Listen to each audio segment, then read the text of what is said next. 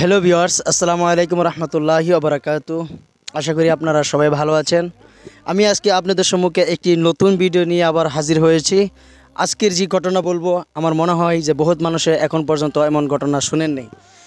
আর ঘটনাটা হলো ওমর রাদিয়াল্লাহু তাআলা আনহুর, কিন্তু তবু আমার কাছে মনে হয় যে বহুত মানুষে এই ঘটনা শুনে নেই। ওমর রাদিয়াল্লাহু তাআলা আনহুর জামানাত একটি ঘটনা। মিসর যখন মুসলমানরা কবজা করে নেয়, তখন মিসরের লিডার বানাই দেন উমর বিন আস রাদিয়াল্লাহু তাআলা আনহুকে। তখন উমর বিন আস রাদিয়াল্লাহু তাআলা আনহুকে মিসরের মানুষে বলে, এ উমর বিন আস, আমাদের এখানে একটি রেশমর আওয়াজ রয়েছে যে প্রত্যেকটি বছরে একটি আমাদের বস্তির জোয়ান সুন্দর যুবতী মেয়েকে এই দরিয়া নীলের মধ্যে ফেলতে হয়, আর না হলে পানি শুকিয়ে যায়। তখন উমর বিন আস রাদিয়াল্লাহু তাআলা আনহু এই ঘটনা শোনার সঙ্গে সঙ্গে এটাকে বন্ধ করে দিল। আর যে বছরই বন্ধ করেছে, ঠিক ওই বছরেই দরিয়া নীলের পানি শুকিয়ে যাচ্ছিল।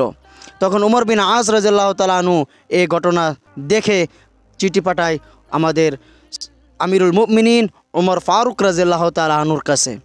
উমর ফারুক রাদিয়াল্লাহু তাআলা আনহু এই ঘটনা শোনার সঙ্গে সঙ্গে বলে, এটি জমানা জাহিলিয়াতের একটি রেশমর আওয়াজ, এটা কখনো ইসলামে জায়েজ বলে না। আমিরুল মুমিনিন উমর ফারুক রাদিয়াল্লাহু তাআলা আনহু তখন একটি চিঠি লেখে এই সাগরের বিষয়ে। ওই চিঠির মধ্যে কি লেখা ছিল? ওই চিঠির মধ্যে লেখা ছিল, বিসমিল্লাহির রহমানির রহিম, হে দরিয়া নীল, আমি আল্লাহর বান্দা উমর ফারুক তোকে চিঠি দিচ্ছি। যদি এটা তোর তরফ থেকে হয়ে থাকে তাহলে বন্ধ করে দে, আর যদি আল্লাহর তরফ থেকে হয়ে থাকে তাহলে তুই এভাবে জারি থাক।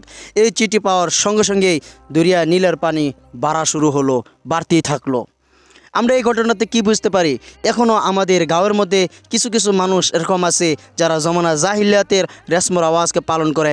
যেমন রাত্রে ঘরের থেকে সুতির পানি ফেলতে পারবেন না, রাত্রে বাইরে ঝাড়ু রাখতে পারবেন না, এটা হয়ে যাবে ওইটা হয়ে যাবে। আমাদের এগুলো সব বন্ধ করতে হবে, তাওয়াক্কুল আলাল্লাহ করতে হবে। আজকের ভিডিও এখানে শেষ করছি।